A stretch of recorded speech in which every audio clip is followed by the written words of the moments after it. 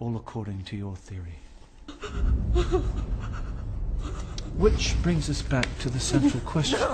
Please. If all that I am is genetically determined, why should I not in fact kill you, when I am scientifically bound by my DNA to do so? Please, please have mercy. Take pity, I beg you. There's no mercy or pity in these genes. Please. Please. I'm a predator by nature.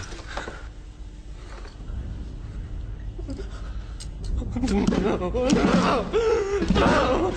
Please, I beg you. Please.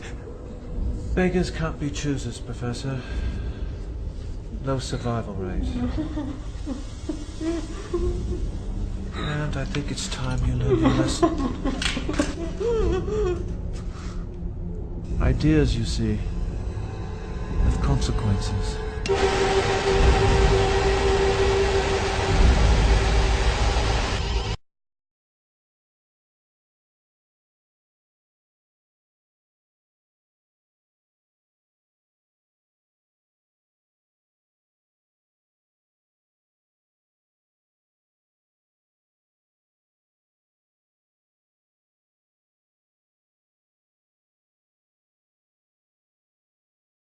What is the point of this short film?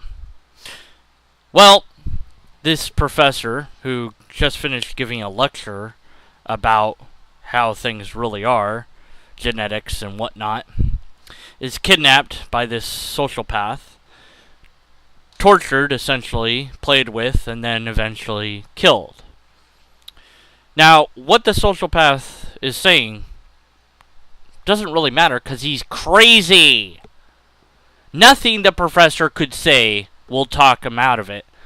The sociopath just wants justification to kill him. At least that's how a sociopath would work in real life. Since this is just a film, whatever the script says is going to happen is what's going to happen. This was put on biblethumpingwingnut's channel quite some time ago, and I found it. I watched the whole thing, and it was disturbing, as it's supposed to be. He labeled it the logical conclusion of atheism. I guess trying to say that, well, if we're all just genetically programmed or dispositioned to do X, Y, or Z, then we just really can't help ourselves. So the killer can kill, and he just can't help himself. Well, that might be the case. The killer might kill because he can't help himself, and he might justify that killing in any number of ways to himself, including using religion or a thought of a deity. If we took the same movie and we changed it slightly to have the captive being a prominent theologist of any walk of life, the torturer could say, well, in your lecture you said that God will forgive any sin that I commit. So I can torture you and kill you, and then be forgiven of it by your God.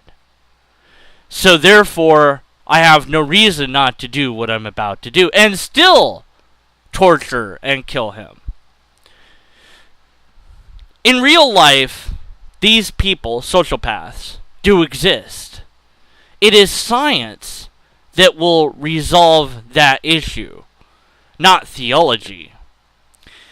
The logical conclusion of atheism isn't a thing at all. There is no other conclusion one can draw other than I lack a belief in a deity of any kind when I tell you that I am an atheist. Now, as a skeptic, I also am an atheist. I don't believe in a number of things as a skeptic. I don't believe in anything that cannot be proven empirically or tested in some way, shape, or form. For myself, I also add that I would think that it's plausibly true or be less skeptical of it if I had a logically coherent argument for it. Not all skeptics will do that, but I do. So I'm different in that way. And every individual is going to be different. Just like every theist is different. There is no black and white here. There is no hard line between the two.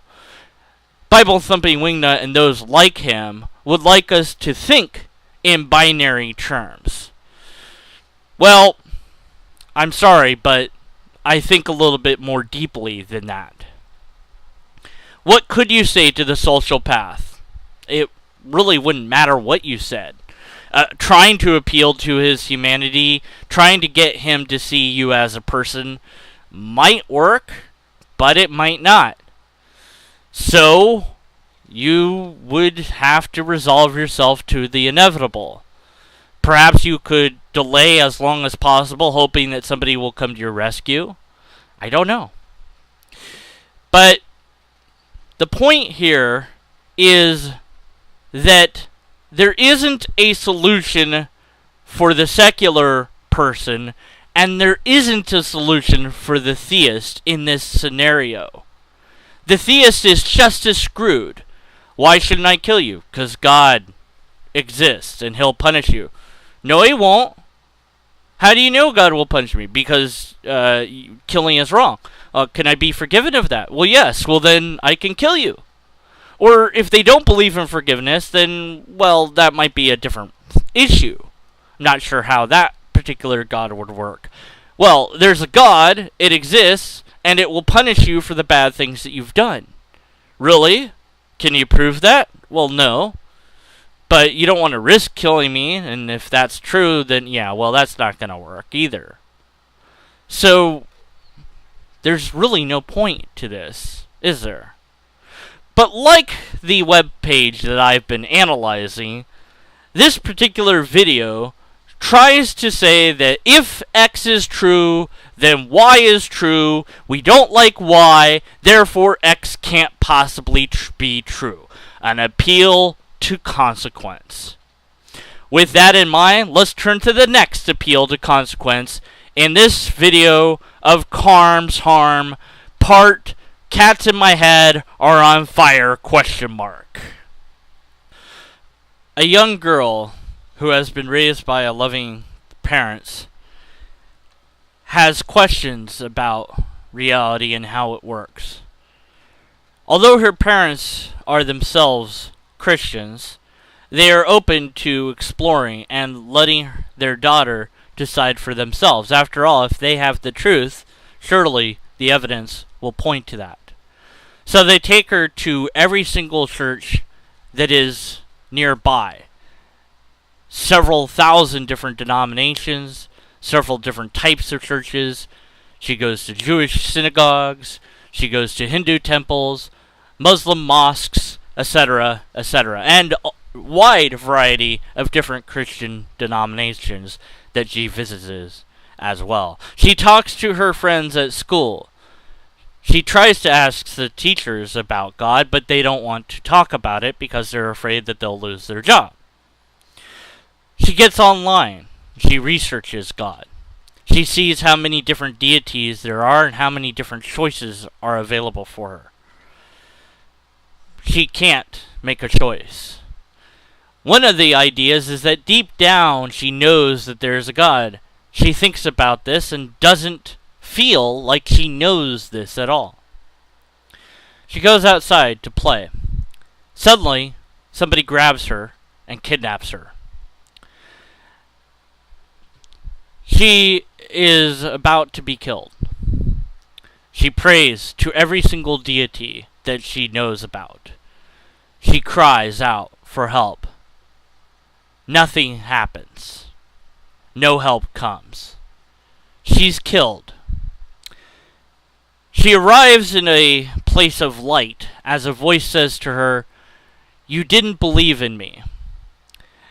All along you knew it was me and you didn't believe." The girl says, "I didn't know that it was you." "Oh, it was blocked off. You suppressed it so deep that you couldn't see it. It might as well have not been there for you." "Well, how was I supposed to know?" the girl asks. "You're without excuse." The voice booms. and it is time for your punishment. The girl finds herself in an eternity of various different torments. She is forced to relive her death over and over again. She is forced to endure pain and suffering of all sorts. And she has zero hope of escape. All because she did not believe in the correct deity. That is the sort of deity that we are told about by Matt Slick. That is the sort of ultimate justice that awaits for all of us in Matt Slick's mind. That is the objective morality that Matt Slick thinks exists. That it is okay to harm somebody forever because they didn't believe the right thing in just the right way. And further, that this idea was suppressed inside their brain, making knowing it impossible. What a bizarre, twisted, evil deity that Matt Slick believes in. I can't believe that that would be a God that one would call loving or just. And yet, Slick does. Slick not only does this, but encourages his sheeple to do this. Encourages them to say that morals are absolute and that without God, everything just falls to pieces. Matt Slick thinks that his worldview has been around forever and all time. This is clear from reading his webpage. He's wrong. Christianity is relatively new, considering other religions. Its worldview has not existed for all time. But because Slick has, I guess, a somewhat literal view of the Bible, he thinks that God, his God, has been around forever and has taught the Jews from Adam and Eve all the way up to the present. But that's not even how the Bible presents the chain of events. So you have to fill in the gaps. There's massive amounts of time gaps between Abraham and Adam. This deeper look, this more honest look at what the Bible says, who wrote it, why maybe they wrote it, what their culture was like, the actual history of it isn't anywhere on this website. At least I don't think so. And if you want to prove me wrong, just give me a link to that section. No, this is not about understanding Christianity or getting a better understanding of its theology or beliefs. No, this is not about any of that. This is about saying Matt Slick is right, and I want you to copy and paste everything that I've said and pretend like I'm right because you're defending the Bible and we're all on the same side and those atheists are just wrong. Atheism is the biggest challenge to all religions. That's why they go after it so much. When a religious person debates another religious person, it's hilarious in my view. Neither of them wins. How can they? They're arguing over ideas that exist inside their minds, and neither one of them has any empirical evidence or repeatable tests to offer. And if there is repeatable test or empirical evidence, no argument has ever been given to show that. Not ever. One wonders how theology continues to be a thing at all. Yet you can study it and you can learn a lot about it. But why? What's the point? If there's nothing to support it, Shouldn't we be skeptical of it? Well, we should, but many aren't. A lot of you have been saying these are arguments that you've seen other places. I have a book called When Skeptics Ask, and in it are a bunch of the same sort of arguments that Matt Slick has. In fact, that book is even more watered down than Slick, but at least it's not as offending as Slick tends to be. That book is a little bit nicer to the skeptics out there and says they need to ask these questions, they need these questions answered. And it tries its best to do that. It fails to do that, but it tries, at least. Whereas Slick doesn't seem to be concerned about answering questions, he just wants to be right. Quote, or they must borrow from the Christian worldview's position on absolute right and wrong.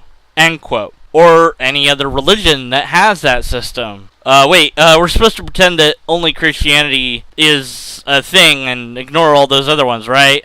Quick, hide all the other religions. So, irrelevant on top of that. Being a skeptic, being an atheist, being a secular person, I find my ethics wherever I want. In my case, I pulled them from a book. I got the idea from Kant.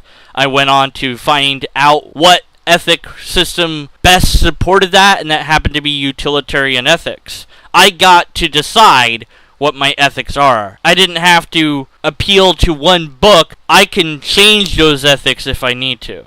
Perhaps the atheist might use ethics from a worldview, and perhaps even use it from the worldview of Christianity. That doesn't make the rest of Christianity correct. It just means that it has a decent set of ethics and or morals that someone might want to follow. Although I'm not sure where one finds the morals and or ethics in the Bible, but nonetheless, people seem to think that they are there. This is a meme that atheists must borrow from Christianity to have morals. It's simply untrue. And even if it was, so what? It just means you've got ethics rights. It says nothing else about anything else you have to offer. It doesn't make the rest of the worldview right, even if someone did in fact borrow from your worldview. And of course, it's a straw man. Quote, but if they offer their moral opinion, why is it valid? If this is a society that says something is right, then what happens when a society's opinion changes? End quote. Again with this, it's your opinion, so I get to dismiss it. What happens when the society's opinions change? Then things change. Why is that so scary? Quote, do truth, values, and morals change? If they appeal to any absolute right and wrong at all, they are going against their own real view and assuming the validity of the Christian one. End quote. Values and morals do change. As far as an absolute right and wrong, I don't know. I think the best we could ever hope to do is do the least harm to the least amount of people possible. Is it wrong to kill somebody for somebody else's crimes? I think so. But Christianity doesn't. Their whole thing is based on that, isn't it? But yet, killing is wrong. Unless you're going to war. Then it's fine. So there does seem to be exceptions to the rules given.